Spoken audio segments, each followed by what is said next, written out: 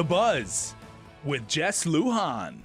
We're back to my in-studio guest, Jason Cunliffe, who is the team captain of Matao, the Guam Football Association, the Guam soccer team, national soccer team.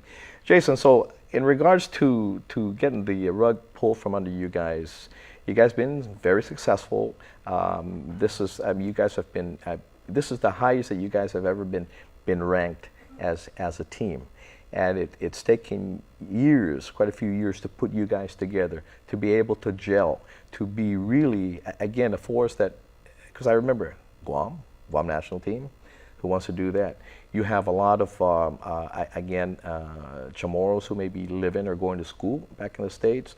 I know some of the guys and gals are out here going to colleges, or they're getting either full scholarships, or maybe they're going to Division I or Division II schools at this point, so they can constantly play, so they can up their game, and again try to possibly make the national team.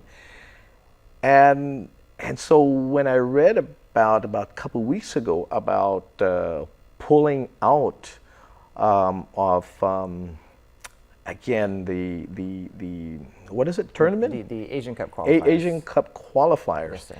Now these are all qualifiers to get us to possibly the World Cup, right? This is the continuation. So this is Asian Cup 2019, which will take place in UAE. Now we were looking forward. I mean, we thought, because you guys had a lot of away games last year. Yes, sir. 2015 was a good year. We were able to see a lot of you guys playing out here.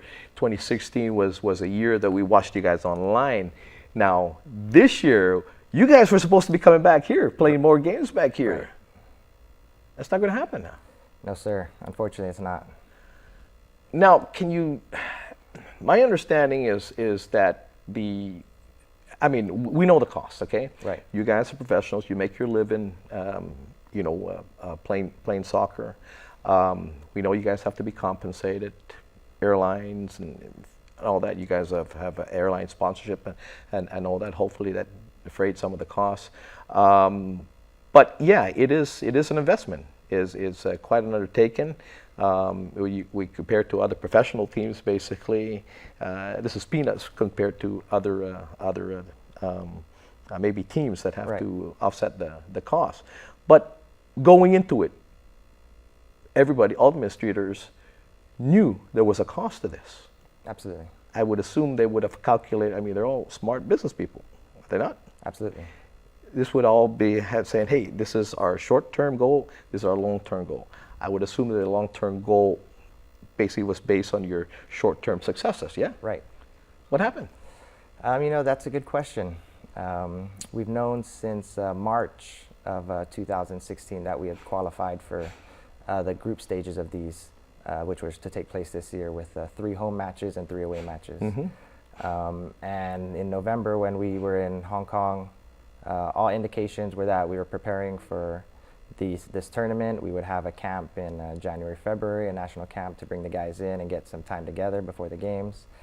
And there was no indication of any fundraising issues at all. So unfortunately, the board voted, I think right after Christmas, to withdraw from the tournament. And we found out in a press release.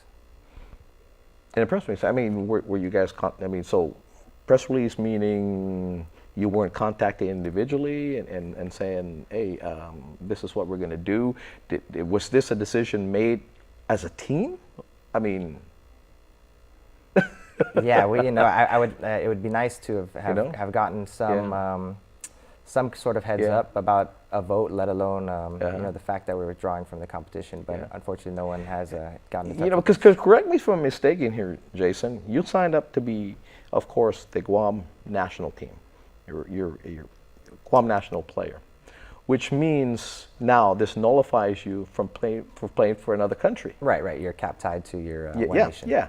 So that being said, if you no longer have a national team, and you could have maybe had, you residency-wise or whatever blood ties, you could have played for another team. Because you've done this nullifies you then. Right. Absolutely. Whoa. Yeah, it's this would be a big tournament for us, and if we were to qualify, it's top 2 teams from a group of 4 will go through to Asian Cup 2019. And I think it's a really big missed opportunity for us because we're not playing Japan or South Korea or Australia. The 12 top nations in Asia are already advanced to that part of the tournament. So it's more of the teams around our capabilities. Mid-table a little bit better than us, but right there where we can get the results. Well, here's what I'm looking at. Correct me again if I'm mistaken with this, but I think all professional athletes fall under the same, rulings, right? In this. Now, we have quite a few of our guys and gals that are playing collegiate ball now. Okay. And of course, having to take up residency and things like that of whoever state they're at, just to offset the tuition if they don't have a full ride. Okay, if they don't have a full ride. But that being said, when they play collegiate ball, if they're scouted, okay, and maybe to play professional, whatever that may take them, and if they qualify again to maybe even play for the U.S. national team and all that. Now, this does not give them, again, any reason to maybe want to hold out. I want to play for the Guam national team, knowing that there's possibly not a national team. Right.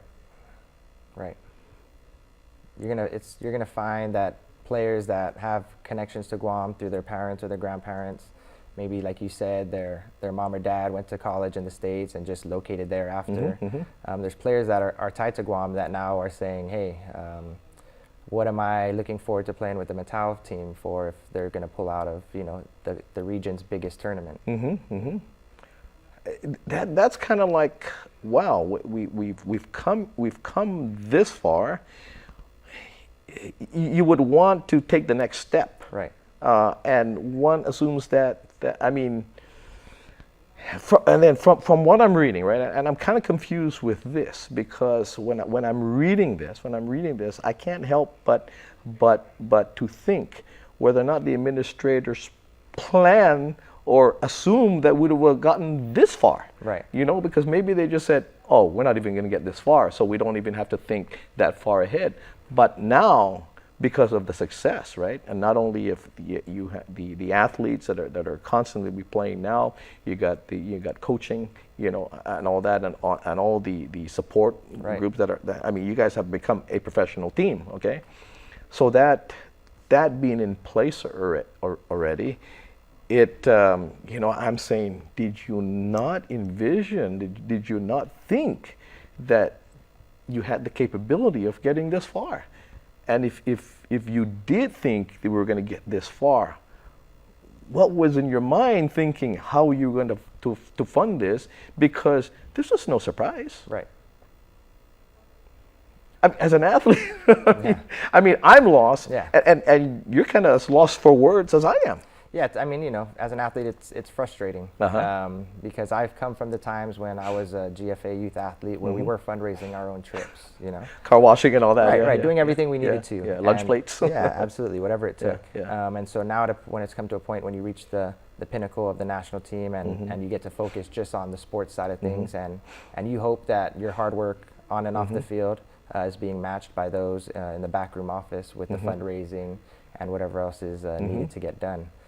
So it's frustrating. It's hard because, like I said, we've known since March that we are qualified, and I haven't heard anything about there being any financial issues because, I feel like at least at that point we should have started to find ways to bring in more money. Correct me if I'm mistaken, and I don't fault the GFA in this. I'm glad that they're going to continue with their youth program because it's very important. I mean, that's where you came from. You didn't just start a few years ago. Right. I mean, you've the only ball you've known is the soccer ball growing up. So I don't blame them for doing that. But you need to have that follow through from the very youth sport to from interscholastic, intramurals to interscholastic, all the way up to possibly making a living, and I'm sure maybe in a few years you'll transition, and if you're not already coaching, you'll transition to be, either a national coach, whatever it may be. You might be even recruited to be, MLS coach, down the line here.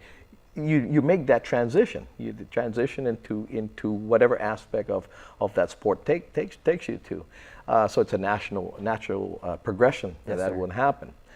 Now, I want to talk more. I don't know if we're going to have time, but for the again for the next episode, I want to talk about a name that is known to not only the soccer world out there, but most people. A pretty big name. Pretty big name. Pretty big name. Landon Donovan. Landon Donovan, yes, sir. Landon Donovan wants to come here. Yes, sir. Wants to coach the Mattel. Yeah, he was very committed to trying to help us with our current situation. And where are we at with that? He's, on standby because we're trying to find some last-minute fundraising. I was when I first heard the news that we were withdrawing. My initial thing was to try and find a solution. And obviously, if money is an issue, I was dead set on trying to raise as much as I could in the time being. So he's waiting for us basically to give him a red light or a green light, letting him know what's going on. And Landon Donovan is not again, it's not a newbie to yourself or even AJ De La Garza, yes, sir. or even Ryan Guy. Right. I mean, and he's a known name. He's like maybe not quite there as the more noted player of the LA Galaxy. What's his name? Yeah, we've got Steven Yep. Gerrard, and there's also obviously David Beckham. David from years Beckham. past, Yeah, absolutely. And I'm just saying, but I tell you what, I'm out of time. I'm going to take a quick break and say goodbye.